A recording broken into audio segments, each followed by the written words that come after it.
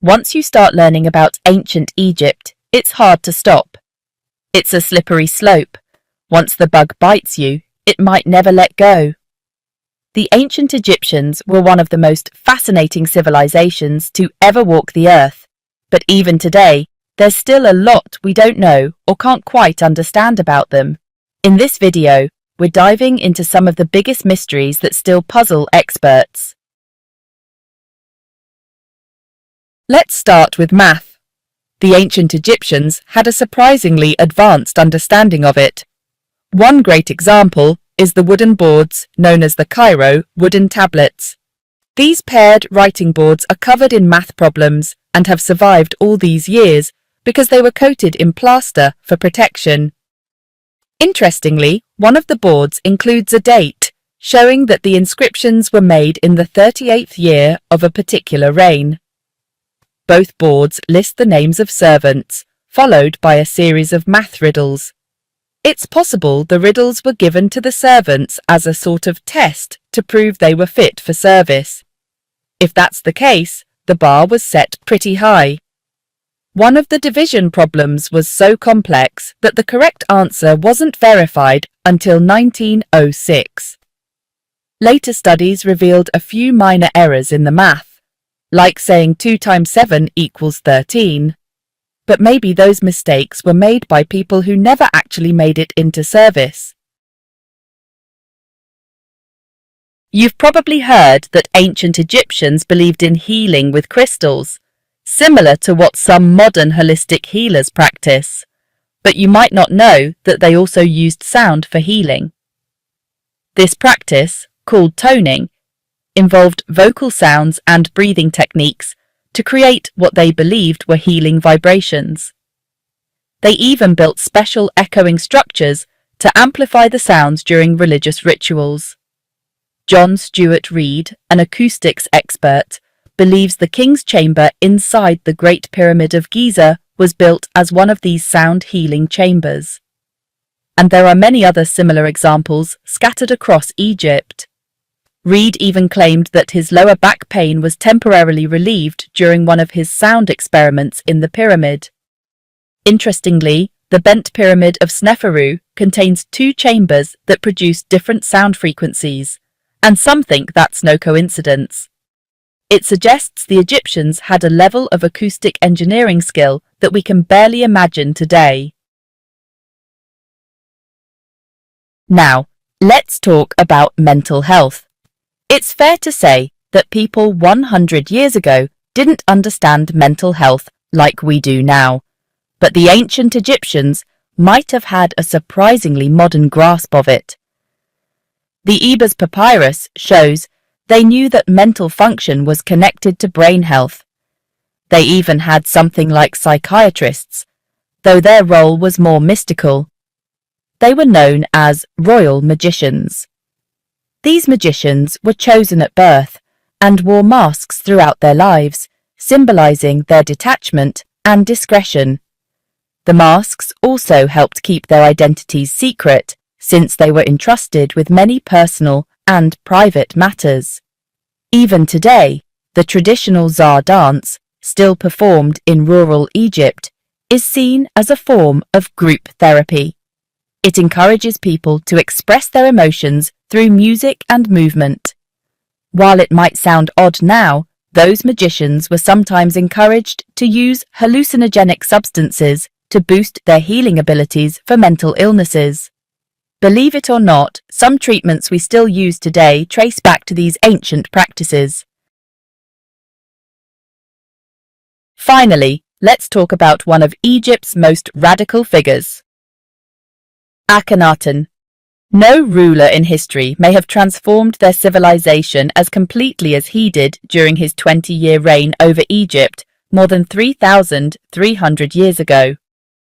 His era, known as the Amarna period, brought massive changes to Egyptian art, language, religion, and architecture, changes that would shape the next 1,000 years.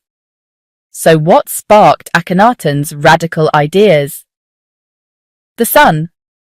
He introduced the Aten, the sun disk, as the one true god, and even built an entirely new city Amarna, in the desert to honor this solar deity. Modern experts have recently discovered that many of Akhenaten's major actions coincided with solar eclipses. Even the symbol used to represent the Amarna period is thought by some to depict a solar eclipse. Donald Redford, an Amarna expert, says Akhenaten introduced a whole new artistic style to Egypt around 1351 BCE. And wouldn't you know it, there was a total solar eclipse that year, visible from southern Egypt. So maybe none of this was a coincidence after all. A new study was recently done on a 1500-year-old papyrus that was found back in 1934 near the pyramid of Senusret I. This papyrus is especially important because it mentions several events from the Bible. Some of these references actually support what's written in the Bible, but others tell a very different story. One example is about the biblical figure Isaac. In the Christian Bible, Genesis chapter 22, verses 2 through 18, God tells Abraham to sacrifice his son Isaac, but at the last moment stops him and reveals it was just a test of faith. But this papyrus says something very different. It claims that Isaac was actually sacrificed. This version of the story lines up with other ancient religious texts, suggesting that the Bible may have gone through multiple revisions before it reached the form we know today, like the King James Version. Scientific analysis shows that this papyrus was written by a professional scribe in the 6th century. By then, versions of the Old Testament had already existed for centuries. So what's the original version of this story? And why are there such major differences? In February 2022, scholars and Egyptologists finished analysing some 3,400-year-old tablets called the Amarna letters. One of their surprising conclusions was about the famous dagger found in King Tutankhamun's tomb by Howard Carter in 1922. For years, everyone assumed the dagger was Egyptian. After all, it was found in an Egyptian pharaoh's tomb. But it was always a bit of a mystery. The blade is made of iron, even though the Iron Age hadn't started yet. People back then didn't know how to heat iron hot enough to melt it. So how did they make it? Well, in 2016, scientific testing confirmed the theory that the dagger was forged from iron that came from a meteorite. According to the Amarna letters, the dagger was actually a gift to Tutankhamun's grandfather from a king of Mitanni, a kingdom in what is now Syria. That would mean the dagger is actually of Syrian origin, not Egyptian. And it might not be the only foreign artifact in Tutankhamun's tomb. Many items may have come from outside Egypt. Another fascinating item is the Ankh-en-Khonsu stela, which is unusually tall and is often called a ritual stela. What makes it stand out is that, unlike most Egyptian stelae made of stone, this one is made of wood. It was discovered in 1858 by François-Auguste Ferdinand Mariette inside Hatshepsut's mortuary temple at Deir el-Bahari. Archaeologists identified it as a ritual offering stela, originally created for a priest of Montu, named Ankh-en-Khonsu. Historians date it to somewhere between 680 and 670 BCE. Although it doesn't look wooden, that's because it was entirely coated with plaster and painted. On the front, you can see the priest Ankh-en-Khonsu offering gifts to the falcon-headed god Ra-Horakhti. Above that, there's a depiction of the sky goddess Nut. You'll also find texts from chapters 2, 30 and 91 of the Book of the Dead inscribed on it. No one really knows why this stela ended up in Hatshepsut's temple or how it got there. Everyone knows about the famous pyramids in Cairo, But those aren't the only pyramids in Egypt. In fact, some lesser-known pyramids are in better shape. Take the Pyramid of Senusret II in Kahun, for example. It was built 3,800 years ago, while the king was still alive. That meant he got to name it himself, and he chose the not-so-humble name Ka Senusret, meaning Senusret shines. What's weird is that he built it in Kahun instead of Dashur, where his father, Amenemhat II, had his pyramid. That was a major break from the tradition already well established by then, and historians still don't know why he did it. Even stranger, Senusret II didn't place the pyramid's entrance on the north face, like most pyramids of the time. Instead, he hid the entrance beneath the tomb of a buried princess, a few hundred feet away. Some think it was a clever way to fool grave robbers, but that's just a theory. And since we're talking about ancient Egyptian mysteries, here's one of the biggest. There's a hole at the top of the Great Sphinx's head, and hardly anyone talks about it. You can clearly see it in old photos of the statue, but today it seems to have been sealed up. Very few people even knew it existed until aerial photography became a thing. And get this, it's actually illegal to fly drones over the Giza Plateau, which makes you wonder what they're trying to keep hidden. There's something out there the authorities don't want people to see. Researcher Robert Schoch claims that he has seismic data clearly showing there are hollow chambers inside the Sphinx, as well as an underground tunnel connecting the Sphinx to the Great Pyramid.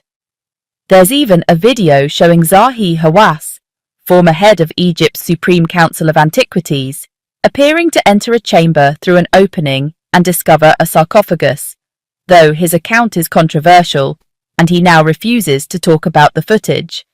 So, the question is, what's really inside the Sphinx and why aren't we allowed to know?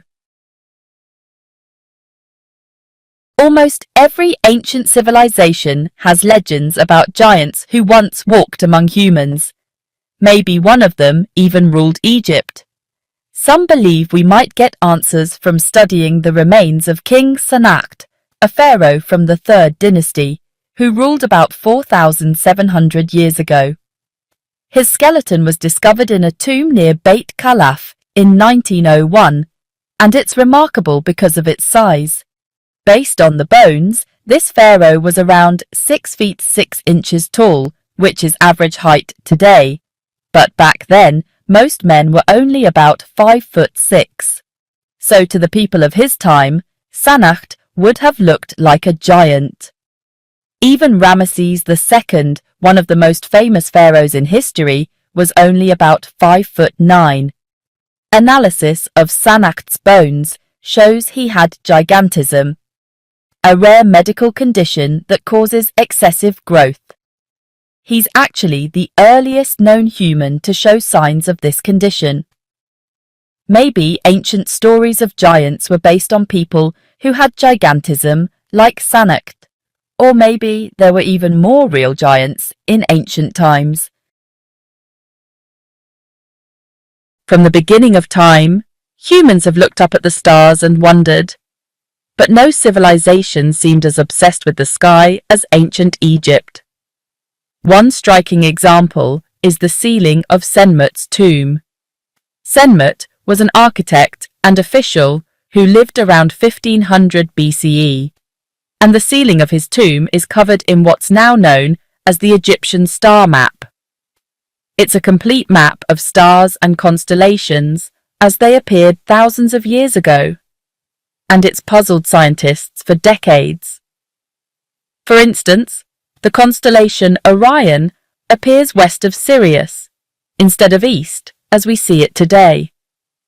After years of study, we now know the Egyptians aligned directions using the sun's position, not Earth's magnetic poles, which they didn't even know existed. That solves part of the mystery, but we still don't understand how they could accurately map the stars without telescopes or modern tools. or why the pyramids were built in perfect alignment with Orion's belt.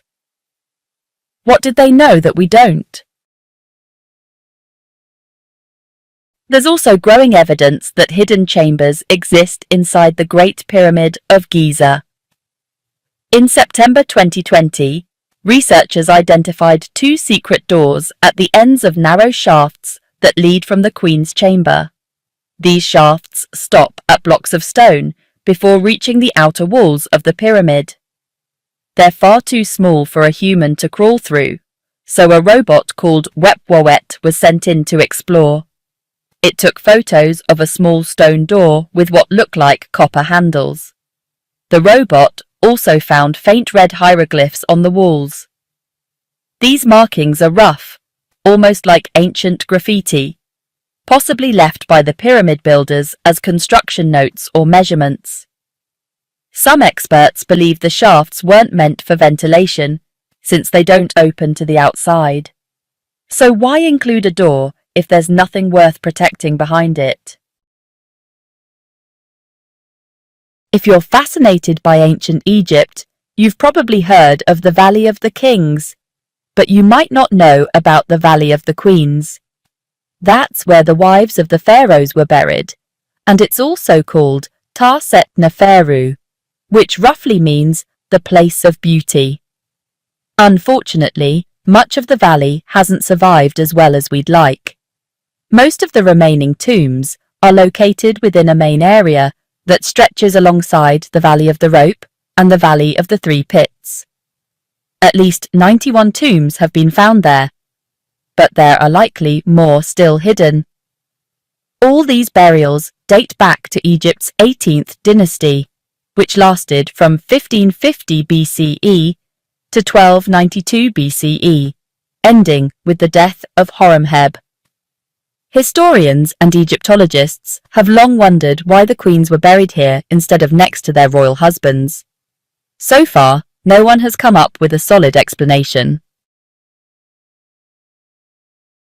Our next mystery is often called the Dead Fijian Offering Table, though it's unclear whether that name is even accurate. We know almost nothing about it. You'll find it at the National Museum of Antiquities in Leiden, Netherlands, where it's been kept since 1830. It's an alabaster disc, possibly the top of a table, believed to have been made around 5,000 years ago. What makes it so unusual is the complex set of designs and engravings covering its surface. Some observers say it looks like a circuit board, or maybe even a kind of control panel. There are a few small holes drilled into the surface that might have been used to hold candles or store oils. Now, for such a simple object, it seems strangely ornate. So what do these markings mean? Could they be instructions? If we could decode them, would they tell us what the disc was used for? Historians suggest it had a religious or ceremonial purpose, but that's often what they say when they have no idea what something was actually for. So many amazing artifacts have been discovered in Egypt that some just get forgotten. That's what happened with one incredible item, a 4,000-year-old Egyptian manuscript that went missing in a storage box at the Cairo Museum, only to be rediscovered, covered in dust, in 2015. By then, it had been missing for over 70 years. The manuscript is made of leather and is over 8 feet long. It's believed to be the oldest of its kind. The drawings of supernatural beings on it actually predate the famous illustrations seen in the Book of the Dead. Besides being the oldest leather manuscript ever found in Egypt, it's also the longest. Experts believe it's religious in nature, full of spells that were likely read aloud or chanted by priests. It also includes detailed descriptions of temple rituals, some of which are the only records of those specific ceremonies ever found. That's not surprising, since leather decays over time, and most ancient documents like this have long since crumbled into dust. There are plenty of ancient Egyptian hieroglyphs that show otherworldly figures, creatures with animal heads, for example, which has fueled theories that aliens may have visited the Egyptians. But there's a more grounded mystery found in carvings from the temple of Seti I at Abydos. What's strange is that some of these carvings appear to show objects that shouldn't have existed in ancient times. Take a good look. Some of them really do look like helicopters, surrounded by what seem to be flying vehicles. Some people interpret these as rockets or aircraft. The text below the images translates to, "He who repels Egypt's 9 enemies." Repelling those enemies would have been a lot easier if you had a fleet of helicopters, especially if your enemies were only armed with sticks and stones. Mainstream scholars dismiss the idea that these are depictions of modern aircraft, but they haven't offered a convincing explanation for what they could be instead. Speaking of mysterious Egyptian symbols, let's talk about the serpapard, a modern name given to a mythical creature that shows up often in ancient Egyptian art. It has the body of a leopard, a long neck, and the head of a snake, hence the name serpapard, a blend of serpent and leopard. These creatures appear in early Egyptian texts, but none of those texts actually name the creature. It's almost like forbidden knowledge.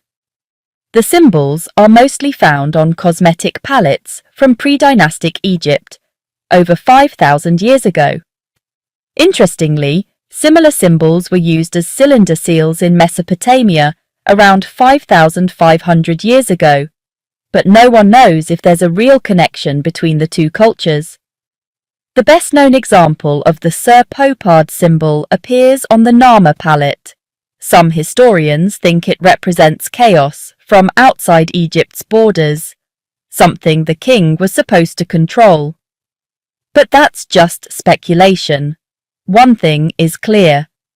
The ancient Egyptians were deeply mysterious, and we may never fully understand their rituals and beliefs.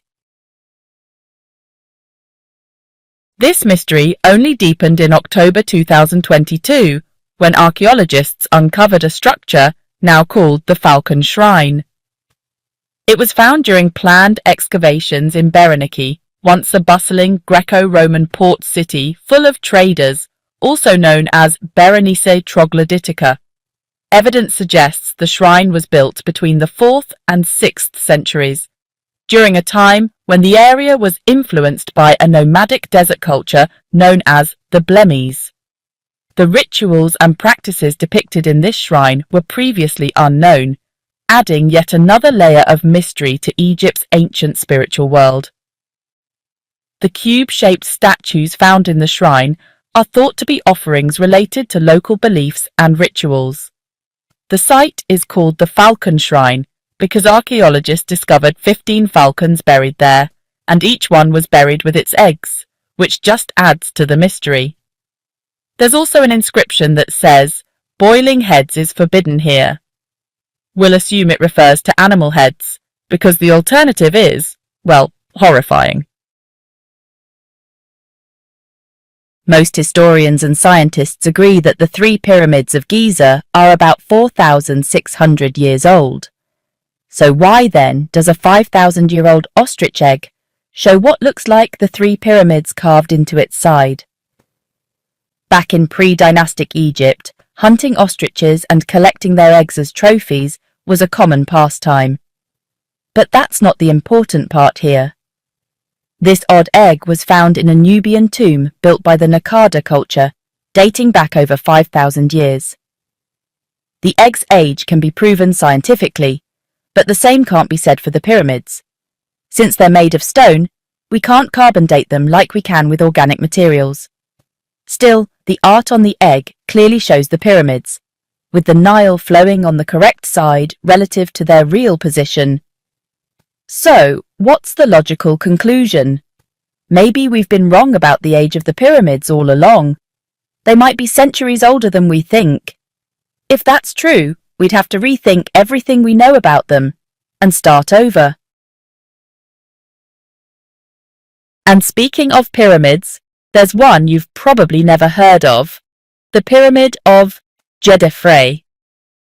Today, it's mostly a pile of ruins located in Abu Rawash, and it's the northernmost pyramid ever built in Egypt, at least as far as we know. Most historians believe it was built around 4,500 years ago by Djedefre, son and heir of King Khufu.